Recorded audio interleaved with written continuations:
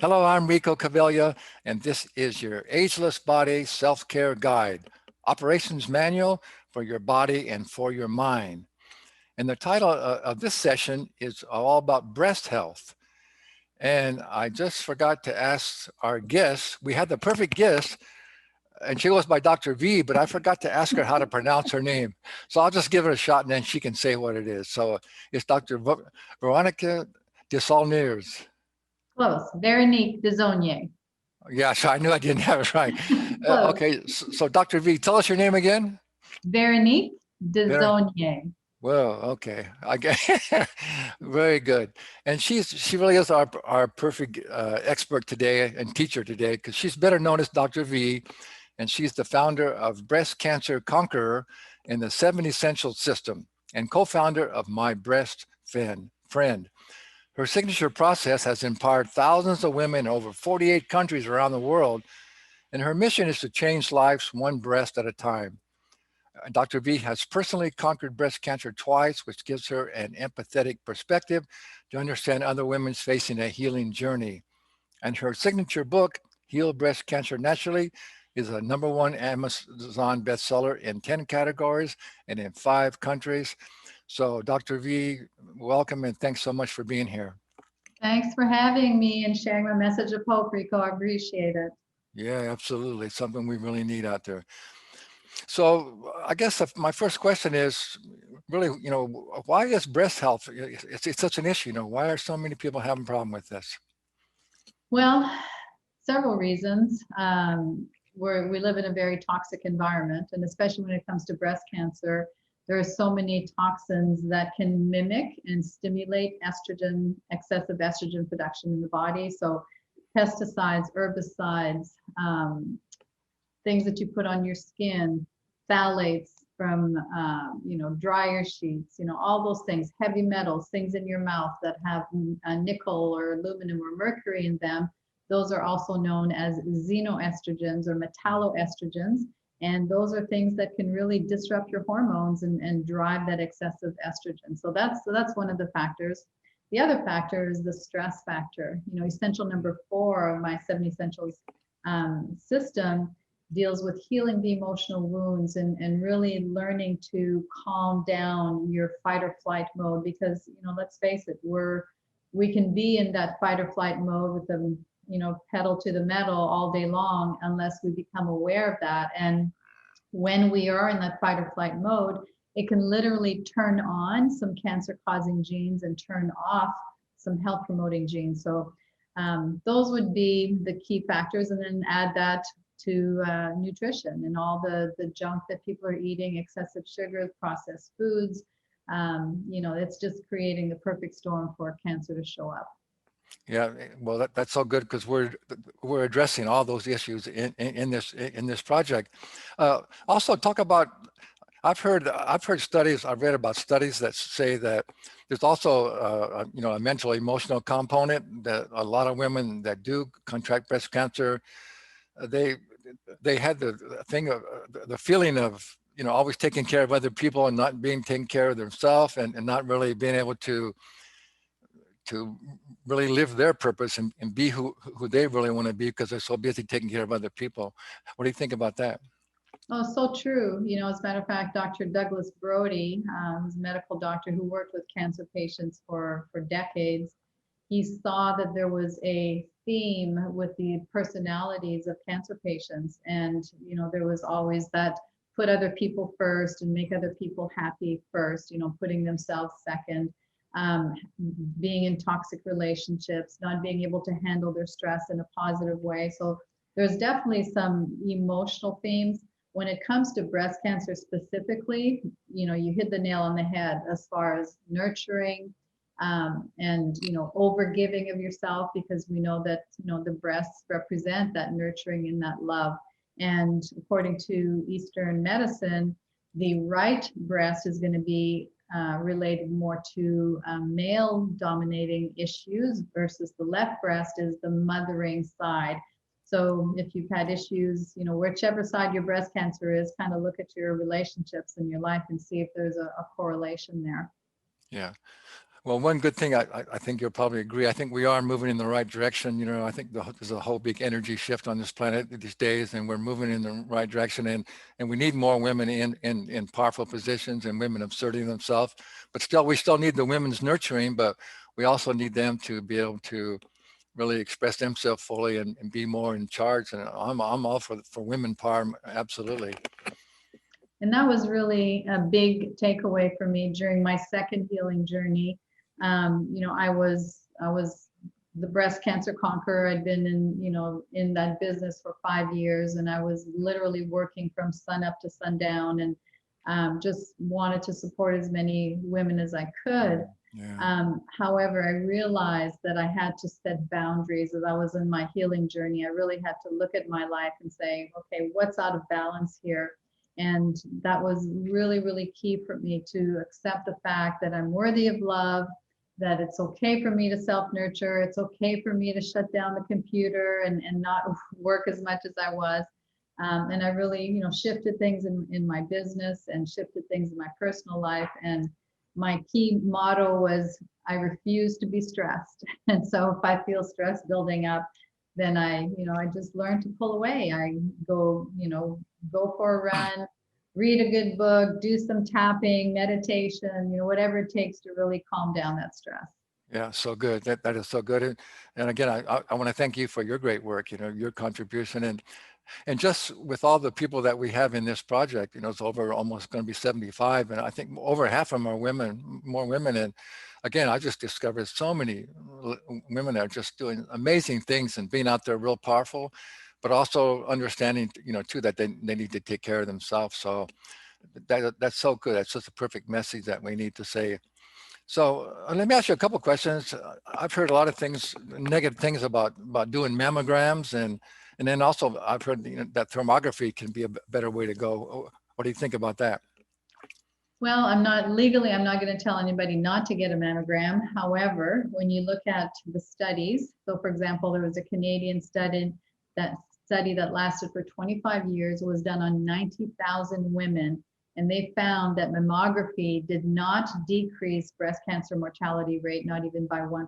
Mm-hmm. And there's also there's other studies that show that there's many false positives that lead to so many emotional issues and over testing and even treatment when there's really nothing there. We know that mammograms cause a lot of compression to the breast tissue and radiation. And according to the British Journal of Radiology, increased non-ionizing radiation consistently to the breast tissue can cause DNA damage and increase your breast cancer risk. So that's kind of it in a nutshell. We know radiation causes cancer. That's not to say mammograms don't find things, but it does take 6 to 8 years for them to find a lump versus, I'll mention two things. You talked about thermography. So thermography is a technology that reads the infrared heat coming off of your body. It's not going to diagnose cancer, but it's going to show you the changes, the physiological changes going on in your breast tissue. So if there's heat, if there's inflammation, it's going to show up as red in the image. And when there's a vascular tumor or a tumor that has a lot of blood flow to it, you can actually see that redness and feeding the tumor. I mean, it was very obvious in mine in both of my healing journeys. And thermography has been around for decades. It's about 97% accurate, but it's not the only tool. Whether you choose mammography or thermography, make sure that you back that up with an ultrasound, because it gives you another window to look at your breast tissue. And then lastly, which I believe is most important, is a breast self-exam. Now, you mentioned I'm co-founder of My Breast Friend. So this is a training tool that teaches women how to do a proper breast exam. Oh, now, nice. this model was created by the Mammacare Foundation. And this is the model that doctors and nurses have trained on for over 30 years. And you can see that there's, various lumps, different depths, different sizes. And the manufacturer of the model asked me to take this to the general public, so women would now have access to this training model. So it teaches you with the training video how to feel, where to feel and what to feel for. Because let's face it, our breasts are lumpy. We don't know what a suspicious lump may feel like. This is going to teach you what a suspicious lump feels like. So my breast friend is a very, very important. Make breast self-exams a monthly part of your preventative care. Wow, so good. Yeah, thank you for that. And such a good name, My Breast Fan. That's very cool. Okay, so let's talk about some of your recommended treatments and how you actually cured yourself. Maybe is that your 7 essential system? Yeah, that's the 7 essential system. So I've been in practice for 23 years, and I was in the shower. I did a breast self-exam, and bam, found that lump that changed my life forever. And I was shocked because I was Dr. V, the wellness warrior, helping all my patients to achieve better health. So I had to ask myself, how could somebody like me develop breast cancer? So, I had to really do a lot of soul searching, a lot of research, and I discovered that there was definitely pieces of the puzzle that I had missed. And as I was going through my healing journey, I felt frustrated at times. I was overwhelmed. There was some frustration there. And I felt like I needed simplicity in what I was doing, because at times I felt like I was all over the map. So that's when I had that brain download that said, okay, create some steps so you can check them off and you can see everything that you're doing. And that's how the 7 essentials came to be. And it's been, it's a system that has been used by women all over the world, and it's part of our, our basic coaching foundation as well. It walks you through your healing journey from nutrition to reducing your toxicity, balancing your energy, your hormones, healing your emotional wounds, looking at the dental aspect, all the therapeutic plants and herbs that can support your healing, and then early detection like we talked about. Oh, really nice.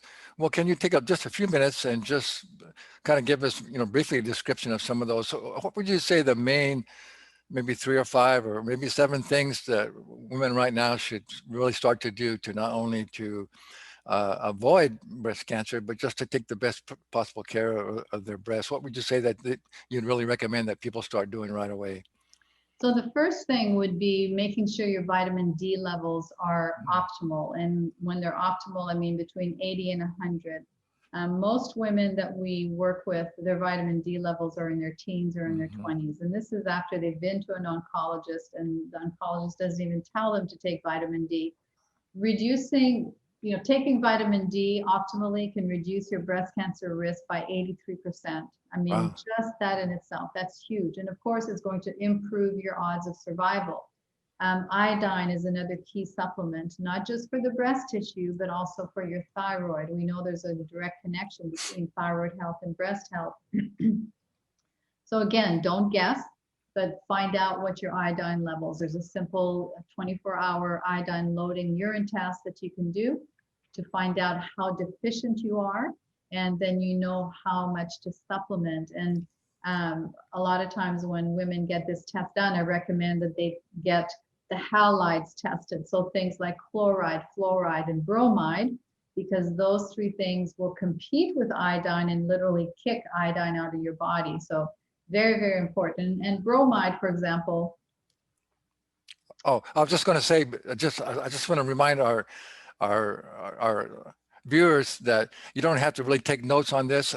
She's going to go through and give you some really good tips, but be sure and check out, there's a PDF that comes with your training, and it's got all this information in there. You can go to her website and really get all the detailed information and all about her 7 essentials. So, well, you can't take some notes, but if you think this is so much stuff that I don't know what to do, don't worry about it. You can get all this information. So I'm sorry, go ahead, Dr. P. Yeah, no problem. So bromide, for example, is a flame retardant, and it's in everything, our electronics, our clothing, furniture, cars, everything. So you're being exposed to that even if you try to live a very clean life. So that's another supplement, your iodine. And then your trace minerals like magnesium, selenium, zinc. Very, very important to make sure that those are optimal, because they're key factors in keeping your immune system very healthy. Cruciferous vegetables, so important because they help to break down those aggressive estrogens in your body. Fermented foods, same thing, keeping your gut very healthy. Medicinal mushrooms, everything from chaga to reishi to, lion's mane, turkey tail, all of those. There's so many medicinal mushrooms that are helpful. And then there's so many various herbal supplements, such as wormwood, which is used a lot in Chinese medicine, artemisinin, what else? Quercetin, there's curcumin. I mean, there's a list that goes on and on. I mean, we could keep going. And so what are some of the others out of the 7 essentials? What are some other things besides make sure you got your nutrition and make sure you're checking yourself out? Anything else that would be real important people could just know they need to start doing right away? Well, number 2 is to reduce your toxic exposure. So really Right. be aware of what you're exposed to and do simple things to minimize that. So instead of using scented candles, use essential oil diffusers. Watch what you put on your skin. Become aware of all the EMFs that are in our environment. And there's simple things that you can do to reduce that exposure, especially at night when you sleep. You really need to shut off your Wi-Fi, don't have your cell phone near your bed, no electronics in the bedroom, because that's going to affect your melatonin production. Melatonin isn't just for sleep, it's a cytotoxic hormone that literally kills breast cancer cells and breast cancer stem cells. So, very, very key. And there's amazing technology now that's available that is patented and has had double-blind studies that can reduce your the biological effects of the EMFs on your body. So do things to detox your body, sweat, coffee enemas, skin brushing, rebounding, all those things to help get rid of those toxins. Yeah, that's so good. What always strikes me is, I mean, there are, for certain different types of health challenges, there's some specific things, but really what it comes down to, it's just the overall healthy lifestyle that we always try and teach people, right? You got to detoxify your body. You got to get enough sleep. You got to exercise. You got to eat whole natural foods. So it just all comes down to that for most anything, that if you can just get yourself committed to developing your own personal wellness program and begin to take small steps to do better in all those categories, you're going to really help yourself to avoid a lot of different health challenges, right? Absolutely. Another essential that people tend to skip over is essential number 5, and that's embracing biological dentistry. So what you have in your mouth is going to affect not only your gut, but it's going to affect your immune system as well. So if you still have silver fillings, those fillings are 50% mercury, and mercury is known as a metalloestrogen. It's going to mimic and stimulate estrogen in the body. If you have a root canal is like having a dead appendix or a dead gallbladder in your body. No matter how clean they try to make it, there's always a pocket of deadly bacteria that are seeping toxins into your system. So from a chemical point of view, make sure you work with a biological dentist so that you can help remove those toxins. And then from an energetic point of view, your mouth is going to affect your health as well, because your teeth are live organisms that are connected to your organs through your acupuncture meridian system. So if you have a hunk of metal or a root canal or a cavitation, an infection in the bone on a breast meridian, which are both up and down, then guess what? It's going to affect that energy flow to that breast. And I've seen it time and time again, a correlation between a dental issue and a breast tumor. And I can tell you my personal experience, both times I had an issue on the bottom left and the other one was on the top left breast meridian. It was such a strong correlation. Yeah, that's so good. As you're mentioning all these things, it just really strikes me that we've covered in this project, we've got people talking about all these different things that you mentioned. So that's so good. Well, one more question I want to ask you, just on personally, what would you say? I know I guess you probably, as you learned all these different things that could affect breast cancer, you started incorporating all these things into your lifestyle. But what would you say, is there something that you say that really, what you thought really made the most difference, that really helped you with how you cured yourself? I would have to say essential number 4 in healing the emotional wounds. Yeah. I come from a very toxic background. You know, both parents were alcoholics. I was sexually abused by a convicted pedophile in the 1950s. Okay, so Whoa. that shows you how far back it goes. And Wow. um, you know, I had no idea about that until my late 40s. I had a repressed memory, so that, you know, that came to light. Asked my mother and my sisters about it. They all knew, but nobody ever spoke about it. Uh, And then as I, you know, as I learned about that and I healed my, you know, my little wounded child inside, and I learned to nurture, you know, created better relationships, surrounded myself with happier, healthier people, you know, it just made such a huge difference in, you know, in my healing, and to know and understand that I am worthy of love. And if I don't love myself, then how can others love me, right? So that was a big lesson for me to learn. wow, that's so good. So good. Yeah, we have a section on self-love as well too. That's so good. Yeah, I think the main message here too is just like Dr. V says, it can be complicated. There's a lot of things to deal with, but we all need to deal with those just to be healthy anyway. And that you can do it. You know, Dr. V has done it in thousands of her patients, and many people can, and you can too.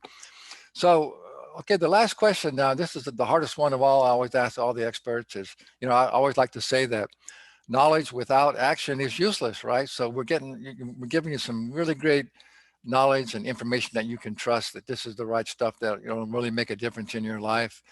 So what ideas do you have to actually inspire people and motivate them to actually take action on your recommendations? Well, unless you act on what you're hearing, then it's useless information. And you know, find a key motivator for yourself. You know, what is it? Why do you want to get healthy?